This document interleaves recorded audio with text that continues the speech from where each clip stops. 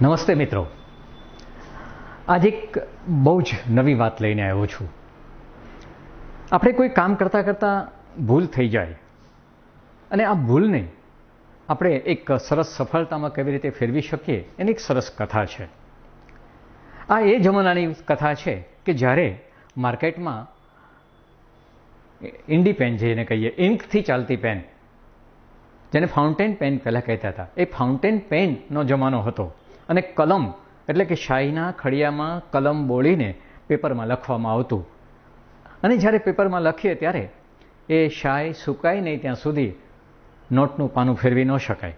સુકાવવા માટે રાહ જોવાની, કારણ કે શાય લિક્વિડ હોવાના કારણે સુકાતા વાર લાગતી હતી. એ જમાનાની વાત છે. આ રીતે લખાય અને પછી જો ઉપર કંઈક પેપર આવી જાય તો અક્ષરો રેલાઈ જાય અને લખવાનું બરાબર થતું નહોતું. આ જમાનાની વાર્તા છે. ત્યારે એક આવા ખીતાથી, આવી કલમથી લખવામાં આવતું હતું. એ જમાનામાં જ્યારે પેપર બનતો હતો એવી એક પેપર મિલમાં પહેલાં પેપર બનાવવા માટે માવો બનાવવામાં આવે, પલ્પ કહેવાય એને, એ પલ્પ બનાવવામાં આવે.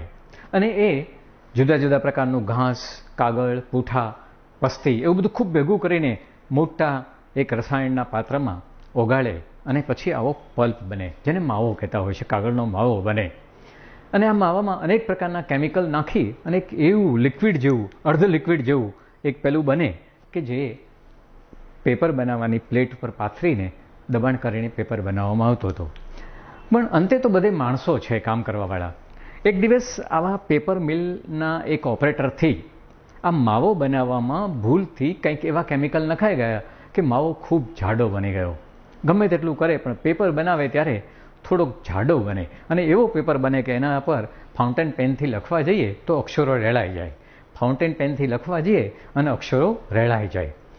એટલે એને ખૂબ ઠપકો મળ્યો કે ભાઈ તે ધ્યાન કેમ નહીં રાખ્યું, પલ્પ બનાવતી વખતે આવો માવો કેમ બની ગયો કે આ પેપરમાં લખી શકાતું નથી, એવું એમાં શું બની ગયું? અને એના ઉપર ખૂબ ફાયરિંગ થયું. પણ એને ઓચિંતા વિચાર કરતાં કરતાં ધ્યાનમાં આવ્યું કે આ પ્રકારનો જે પેપર બની ગયો છે એનો ઉપયોગ શું થઈ શકે. અને તરત જ એને વિચાર આવ્યો કે આપણે અત્યારે જે ફાઉન્ટેન પેનથી લખીએ છીએ અને આ લખતા લખતા અક્ષરો રેળાઈ જાય છે, સુકાય નહીં ત્યાં સુધી રોકાવવું પડે છે, એના બદલે આ પેપર જો એના ઉપર મૂક્યો હોય તો શું થાય?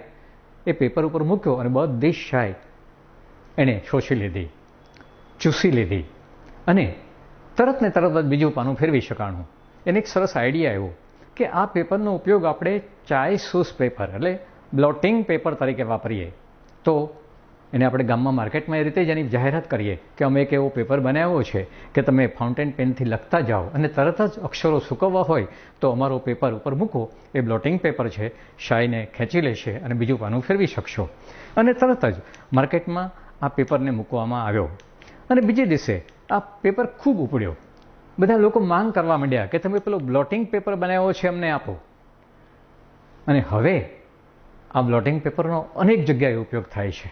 બ્લોટિંગ પેપર કામ શું કરે છે કે સરફેસ ઉપર જે ચિકાસ છે કે જે પ્રવાહી છે એને ખેંચી લે છે. તો આજે તો આ પ્રકારના બ્લોટિંગ પેપરનો અનેક જગ્યાએ ઉપયોગ થાય છે. પણ પહેલી વહેલી એની જે શોધ થઈ હતી એ એક ઓપરેટરની ભૂલથી કાગળનો માવો એવો બની ગયો કે જેના પર અક્ષરો રેળાઈ જતા હતા. એનો એણે એક ક્રિએટિવ ઉપયોગ શોધી કાઢ્યો.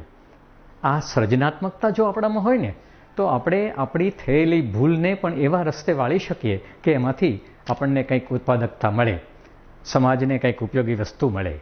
મિત્રો, જેટલી સર્જનશીલતા વિકસે એટલા આપણે વધુ આગળ આવી શકશું, સમાજને ઉપયોગી થઈ શકશું. Thank you.